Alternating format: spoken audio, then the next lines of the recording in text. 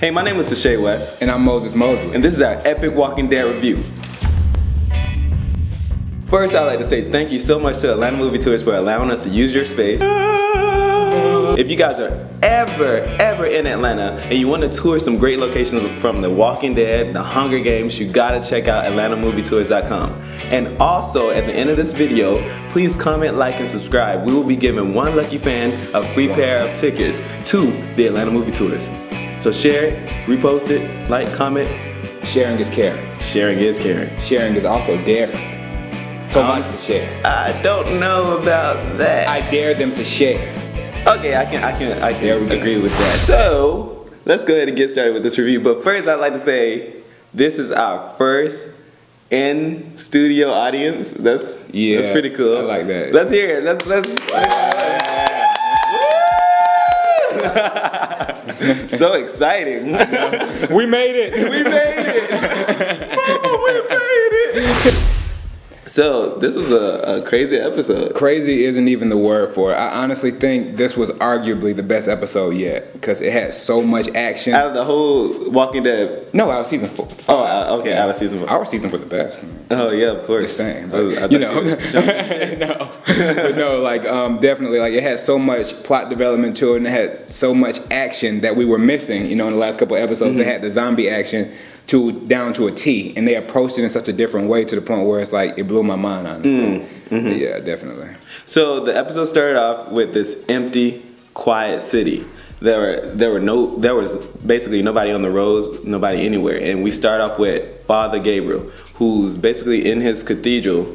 We've been wondering where he was this whole time, and I kept saying he was at the church, but nobody believed me. I knew he was at the church. Where else is he gonna be? Like that's the place where that's a safe haven. Well, people were confused because he had given up his religion, so for them, they were like, he couldn't be at the church, but he was at the church that whole time. He had to have been. Like, honestly, like for him, when he burned his collar, it was basically him giving up on his faith. And I honestly think the first place he was going to go just to regain his faith was obviously had to have been the church. See, I don't think he's regaining his faith. And the reason why that is because the first opening scene is him destroying a Bible, basically taking apart his religious beliefs and throwing them to the wayside. Then he looks up to God and is like, what you gonna do now?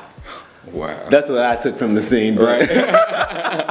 He just went totally another direction. I thought that the ripping of the Bible really represented him losing his faith, because if he was already, and it was foretelling of his future because he was so loyal for so many years to his religion. Right. And we already know, he's already told us before that he's given up on people. He's locked people out. So why wouldn't he do it again, you know? I honestly just don't trust Father Gabriel. It's like he has too many red flags for me. And it's like to the point where like these people saved your life. And the fact that you're not going to stay loyal to them, that just says what kind of person you are. The fact that they found him, you know, on top of a rock, and the fact that it was possibly his congregation that was zombified trying to kill him while he was on top of that rock, it told me right there, it's like, okay, not only is he hiding things, but I think he's fraudulent. I personally don't think he's hiding anything. I think he laid everything out on the ground for us to see. He told us he was a liar, a deceiver, a manipulator. Ha, ha. You told us so many things. I took us to church. You need to be a reverend, okay?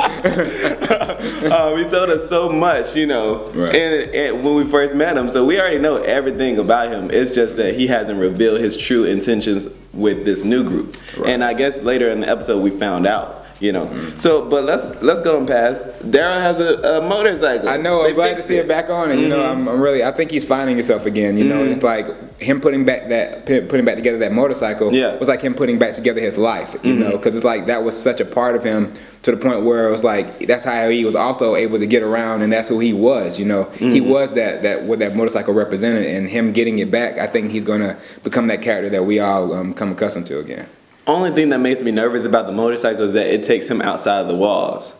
So once you're outside the walls, as you can see, people die. He's a survivor. So, I mean, I don't know, but this season finale is supposed to be 2 hours, so some things can happen. And Robert Kirkman keeps hinting that it's going to be hard for Daryl this time. So I'm not sure what he means by that, but I'm anxious to see. Noah was really a big theme themed character in this episode. He was. It was almost too much for me. Yeah, it's like when I saw him with Deanna's husband speaking about the arc and how he, trying to teach him how to be an architect and how to design things. It was like, it made me more invested in him. It made me seem like, okay, he's gonna have a bigger part in this community and he's gonna be around, for a while now.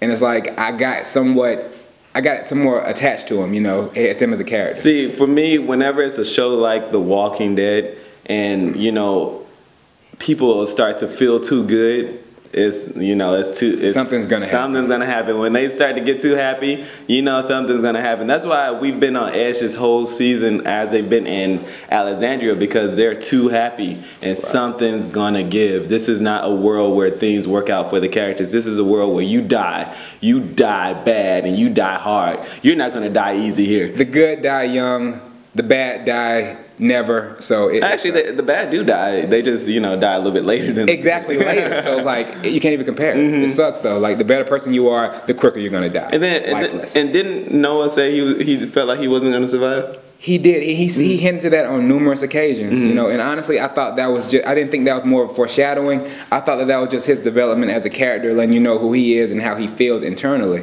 But apparently, it was foreshadowing. But then it was on the news, well, at least on my Facebook, that he got a new gig with CSI like 2 months ago. Right. So every time, we're going to correlate this to something happened. You can't tell me those fans aren't dedicated to do that type of sleuthing, because nobody would have investigated that heavily. So yeah, those Walking Dead fans, they will go in. They will. Okay, so Abraham and the chick are sleeping together. What's her name?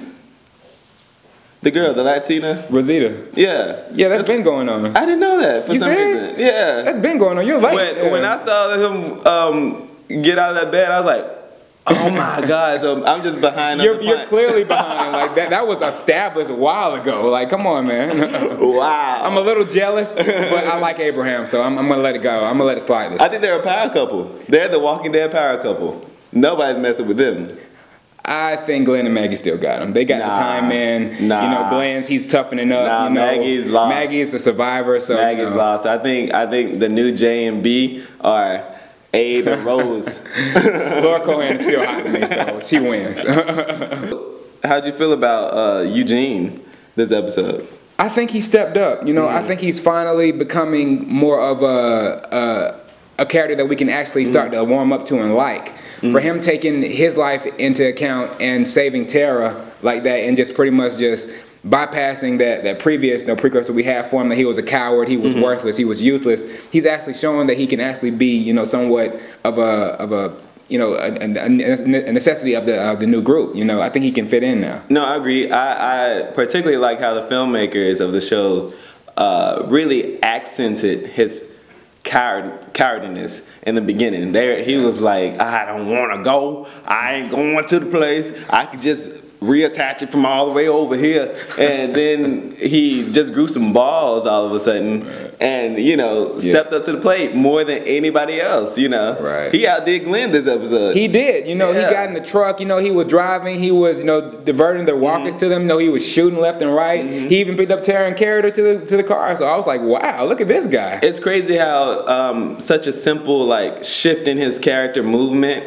made him a new favorite of mine for some reason, because he was so bad and so weak. Weak piece of crap. He was so weak. But then he got brave, and then it's a little dog. When zombies come around, it gets real. Okay, everybody changes. Everybody becomes brave when zombies are around. You got to. And I think he just cared for her. He really cared for her, and in that moment, he was like, "It's not just about me. What would she do for me?" Right. And she clearly defended him when Abraham was about to kill the guy. So it's like I think that took into account, and I think that also shows what type of person he is internally. That deep down he does mean well, even though how he was introduced was on false pretenses. I think deep down he's still a good guy. Do you think they're going to be in the new It couple in a couple of episodes? I don't know. Tara's kind of into the girl, so I don't know. Oh, you think so? Yeah, Tara's I didn't know that. Where have you been? What have I been watching? What have you been watching? This show just got more interesting. Like, where are you at? Come on. I do not know. You have, now we have Tara, Glenn, Noah, Aiden, and Nicholas, they're going off and they're scavenging together. This made me uncomfortable already because of the last interaction they had. It was far from successful and prosperous. Explain that interaction. That first interaction, basically Nicholas and Aiden were trying to say that they were in control. Well, Nicholas mainly was trying to say he was in control. He knows what he's doing. Don't negate him. I know what's going on. So if you want to listen to me, I'll make you survive. He even came out and said, even though I know I'm a dick, I know what I'm doing. You know, and the fact that he was that bluntly honest and the way he did it, I didn't trust him.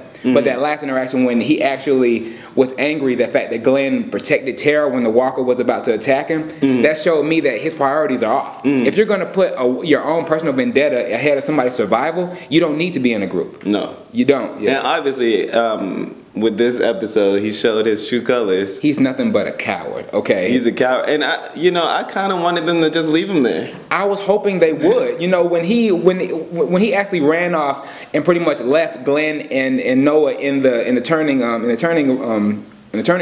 The magic door. The magic door. That showed me that, okay, you don't even deserve to live anymore. Yes. You know, if you can't answer to your basal human instincts to help others survive in this time of crisis, you're not a real person to me. How about Rick and the husband? I knew from the last episode that something was going to go down with them. Like, when I saw how Rick had that look in his eye of hatred when he saw